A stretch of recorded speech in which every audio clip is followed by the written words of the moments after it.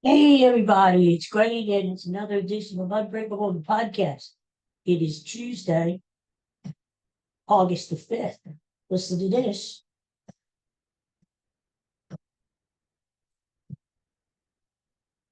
Headbanger.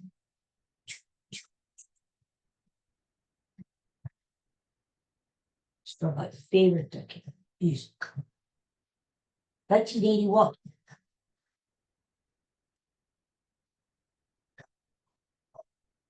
Sticks. Too much time on my hands, which sometimes is true. They wonder. This is when music was good. Good, not the crap they have on the radio today. 1980, we were coming out of disco. Thank God. And we were getting into the 80s, and all of a sudden, pop rock came back, and you can hear a lot of synthesizers. That's what was happening back in the 80s. We started to get back to basics. Took a while after disco. And one of the groups to lead that way was Styx. They had quite a few hits in that years. Too much. So anyway, it was a great time for music. And then, after 81, we started hearing more Michael Jackson, Prince, you know, the Tina Turner. The decade started to, Whitney Houston, get a little bit more funky, but we needed this. It was like a breath of fresh air when we started getting rock, pop music back in our lives after disco done.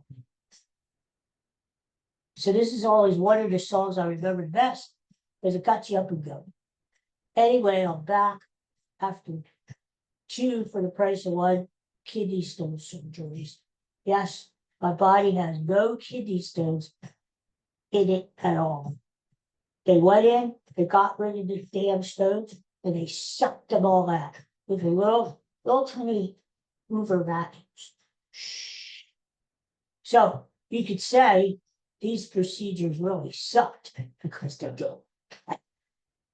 Anyway, it's like the first time I don't have kidney stones in my body for like maybe 30, 40 years, something like that. I feel good. I'm just, surgery is surgery, no matter what happens. And it takes a little while sometimes to recover. But I'm getting there stronger every day. That's the key thing. So, but do I want to see a hospital in the near future? No. I had 4 procedures for the kidneys since April, and you add the 2 procedures for cataracts around the holidays. That's 6 times I've been in and out of the hospital since before Christmas. So, I'm ready to just like don't be in the hospital. Hey, look at this.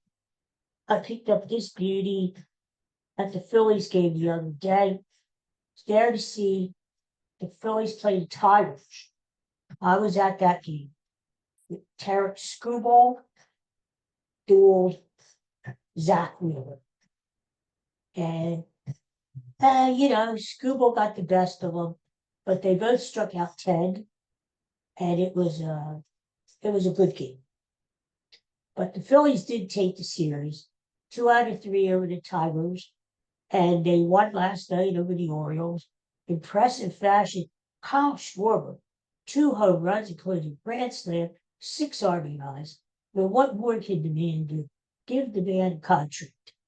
If the Phillies let him go on free agency without signing him, they are going to regret, because there's going to be some team out there, be it the Dodgers, the Yankees, some team with a lot of money, they're going to sign Kyle Schwarber as their designated hitter, and he's going to be gone from the Phillies.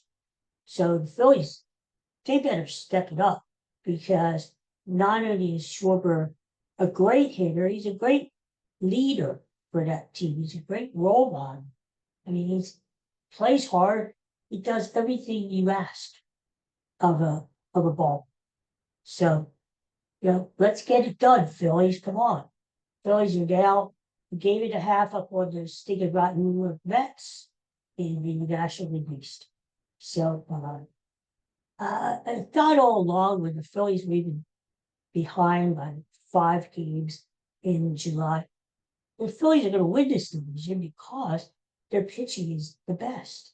They've got Christopher Sanchez, who's incredible, Zach Wheeler, and we're talking about the Ranger and Jose Luzardo, and Andrew Painter's on the way, and Aaron Nola's recovering, and now they have that bullpen guy, Johan Duran, the tarantula. So the pitching is looking good. If you have good pitching, that's going to carry you through.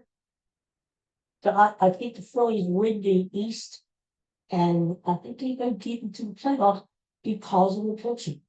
Now, needless to say, we're going to have to win.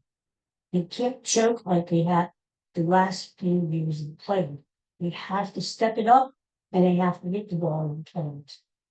And I think Schwarber, I think these guys know what it takes, and I think they're going to get it done. I have no idea. I'd be full of myself again, but I think they're going to step in and have confidence in the boys. So anyway, I got this hat, and it's supposed to be a chocolate melting pea, and we can see the sprinkles on top, like a little chocolate sandwich there, which we all like, right? So I got that at the team store. And I haven't found it online, so if you go down to the game, check it out in the team store. Going back tomorrow, playing the Orioles, afternoon game, 12:30. It should be fun. The weather should be nice. It's always fun to go down. Afternoon game. Those Orioles. What a disappointment, huh? For those people down in Baltimore. They kind of thought this series might be like the World Series preview. Baltimore, Philadelphia, but it's not working out that way. The Orioles south, and they're starting to sell things. But they still have the core of young players. Like we said, if you don't have pitching, you're not going to be able to perform baseball. So maybe the Orioles maybe less of the shit. We'll see. But it should be a fun one. I wanted to tell you that November 7th, my new book, Stronger Than Gold, will be out worldwide. You'll be able to pick up a copy anywhere, Amazon, Barnes and Noble, anywhere 5 books are sold. And it's just a digital right there. Maybe it'll go to hard copy down the road, digital, which means that it's going to show up in your Kindle, it's going to show up in your phone, it's going to show up on your PC, wherever you read, and it's going to show up for you. So please consider picking up a copy when it is out, November 7th. And what's really nice about it, too, is I recorded a video for the students at the University of Pennsylvania back in the spring, because they asked me to come down and speak to the medical genetics class, which I've done before, but I wasn't able to go down this time because of the kidney stones. So what I did instead was I recorded a video and sent it on down, which is kind of cool, because after I'm gone, 20 years from now, they'll be showing that video to future students. And it came out really well. It's only a brief thing, but my publisher has decided to put a link to that video at the end of my book. So there you go. Not only can you read the whole story, which I think is good, at the end you have a little link there to click on and watch the video too. So a little extra bonus. I can't wait. November the 7th should be a fun day and a start of a fun time. So, you know whose birthday was today? Long on, but not forgotten, Neil Armstrong, the first person to take a step on the moon, allegedly. Now, for you people out there who are conspiracy theorists, which I'm not, it hasn't happened. But, you know, for us normal people, yeah, the first guy to step on the moon, Neil Armstrong. He's long gone, but not forgotten. Do you remember where you were, if you were alive, when Neil Armstrong stepped on the moon? It was like July 20th of 1869. And I remember where I was. We were across the country on the way to see my uncle in California. And I believe we were in a hotel somewhere around El Paso, Texas. And we watched, of course, everybody was watching it. And we were watching in the hotel as Neil Armstrong stepped on the moon and said, "That's one small step for man, one giant leap for mankind." So anyway, so the weather has gotten okay here in Pennsylvania. It's not muggy. It's not brutally hot. We're in a stretch now where we have actually decent weather considering it is August, you know? So, can't complain. No complaint. I'm just happy to be here and happy to be feeling better and still kicking. So, Eagles, huh? Eagles are in training camp. Can you believe that the first preseason game is going to be 2 days away? Hard to believe. You know, the regular season is like less than a month away now. And the Eagles, as we know, will be playing that first game, Super Bowl champs, Thursday Night Football against the hated rival, Dallas Cowboys. Oh, not only will it be nice to kick their ass on national TV, but it's the night that the team raises their championship banner to the rafters at the rink. And we celebrated another championship, huh? So it's going to be a great night. I think it's going to be a great season. I mean, the Eagles have a tough schedule, rightfully so. They're Super Bowl champs. And everybody's going to be gunning for the Eagles, rightfully so, since they're Super Bowl champs. But you know, I think it's going to be a great season, and I don't have qualms about the Eagles getting back to the Super Bowl. It really is tough to do, but if anybody can do it, I think this team can, because they're still young and hungry, and they have the talent to do it. So we'll see. In a couple of weeks, I'm going to give you my Super Bowl pick.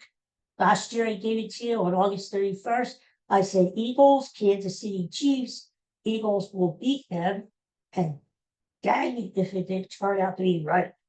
Oh, like a little brittle Nostradamus guy. I knew that.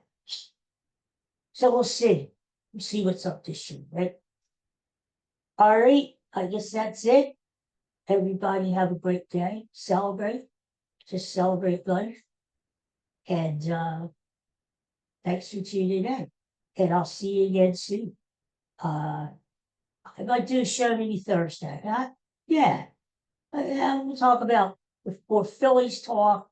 Give you my thoughts being down there for the afternoon matinee game against the Baltimore Orioles. And you know what? We always have lots of crap to talk about. Oh, God. So thanks for tuning in, and I'll see you again soon. Have a great day. Peace and love. Bye for now.